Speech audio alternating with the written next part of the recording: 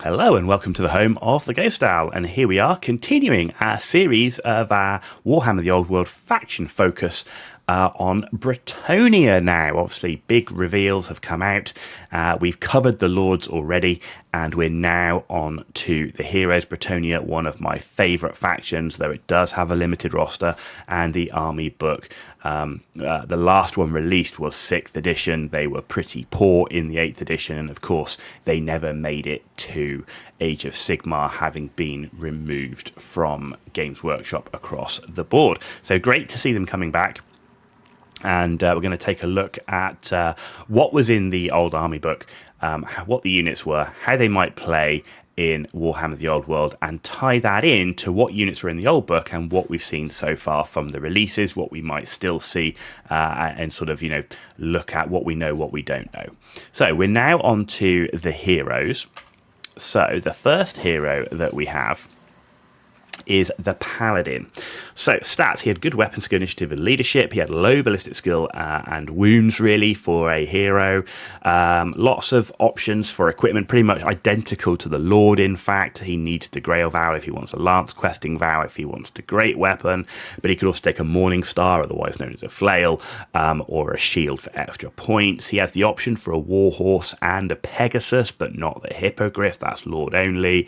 And he has the same special rules, very low amount of special rules, which is the no penalty movement penalties for barding, and then a choice of the Knight's Vow, and then dependent upon if you were taking the Great Weapon or the Lance, so on.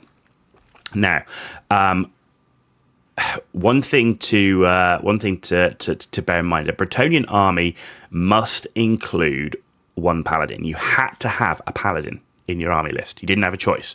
You had to have a Paladin, and he must be the Battle Standard Bearer.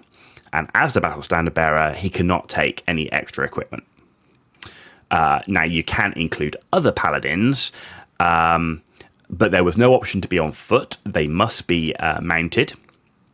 And that was quite limiting. So you've already taken one Paladin, so you've already had to put points into this hero, who was a Battle Standard Bearer. And that's not a bad thing. You probably want a Battle Standard Bearer, but you were forced down that path. So really you would only take the Battle Standard Bearer and save the additional points for increasing unit model counts, like more Knights of the Realm or whatever. Quite limiting. It'd be interesting to see where we're going in the future. We've already seen there's going to be some clear changes here. So bottom right there, you can see that's the original Paladin Battle Standard Bearer. And yes, that standard is metal. So you had that metal knight with his massive metal standard on a plastic horse who liked to topple over. It was very top heavy as a model, but looks very cool. It was a very cool looking model and a very nice battle standard, even though it was in metal. But what we've seen up in the top center there, that is the Paladin model that is being released. It's in resin, but it is being released as part of Warhammer The Old World, and it's a Paladin on foot. So clearly we've now seen a Lord on foot. We've now got a Paladin on foot. So it does look like we're going to definitely have much more flavour and an expanded roster, which does include knights and heavily armoured infantry on foot, which I think is fantastic.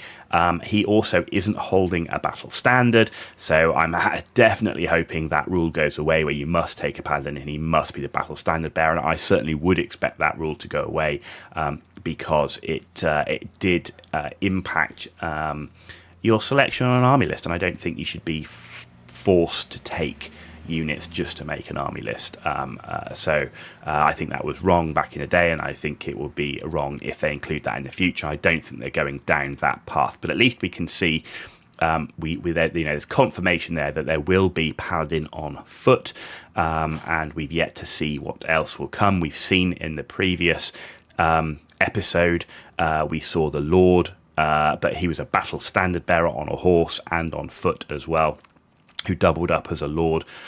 Probably can quite easily double up as Paladins as well. So that's what I expect to see. That's what I expect to change. Overall, say Paladin, back in the day in the army list, you'd take only one, and he would be the battle standard bearer, which is just so that you met the army rule requirements. Okay, moving on to the next hero. The next hero is a Damsel of the Lady. So this is the one step down from the Prophetess. Again, as with all casters, all stats are low except leadership, hand weapons only. Level 1 or 2 wizard this time with Law of Beasts or Law of Life. Normally choosing Law of Life back in 8th edition. Maybe mounted on a warhorse. Special rules again, purebreed warhorses and also the Aura of the Lady. But damsels only get a magic resistance of 1 instead of 2 like the Prophetess. Always taken as a supplement.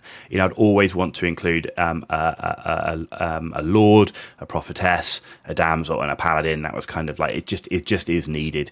And the paladin you kind of had to take. But a level 2 prophetess, you need those casters. You really need to boost and supplement those units to perform in 8th edition. They were just 2 editions out of date, out of rules, didn't have the special rules, and anything you could do to give yourself a chance in combat. But often you'd put her on foot. You put her in a unit of peasant bowmen, for example. Casting focus is on unit buffs, and you'd leave the kind of dwellers below to the level 4, basically to help the weak outdated units in the roster. Magic items, basically to focus on enhancing casting, relying on her being part of a unit to keep her safe.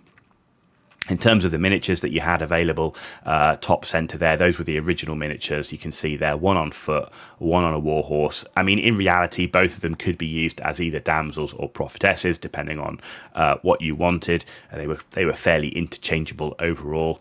But what we can see down in the bottom right there, that is a resin damsel of the lady that's been shown on foot now. So this is the first of the casters that we've seen on foot in the latest reveal. It'll be interesting to see what happens in terms of magic. We don't know anything about what the magic rules are going to be, though there's hints all over the place of no magic phase. So we'll see, does that end up being something 40k-esque? And we also don't know in terms of what magic is going to be. If we think in terms of timeline, in Empire at least, the colleges of magic haven't been formed, so you're into hedge wizards.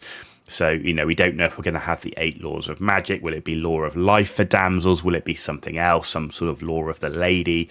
They would definitely have had an element of magic. So they would definitely have that. It's just a case of what it will look like, we don't know. But again, a very nice looking model, and so far most of the models I've been pretty happy with in terms of what's been seen.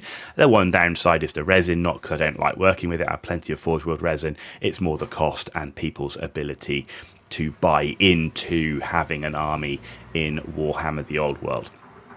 But there you go, that's it. Again, as I said in the previous video, limited roster. We had 2 lords. There are only 2 heroes. That's it. And you can see, compare that to other armies who generally have like 4 lord choices, 4 hero choices. The Bretonnian roster just struggled with options and competitiveness in the 8th edition. There you go, that's the end of this episode looking at Bretonnian heroes. Hope you enjoyed it. We have the camera off due to a previous request, so please give us the feedback on whether you like the camera on or off for YouTube specific content only. Of course, it will be on for live streams. And if you like the video, give it a thumbs up. If you didn't, give it a thumbs down. And let me know why in the comments down below. And as always, please subscribe. Totally free for you to do. Means a lot for me. So thank you for that in advance. You've been watching The Ghost Hour. Tune back in as we take a look at the Bretonnian core units.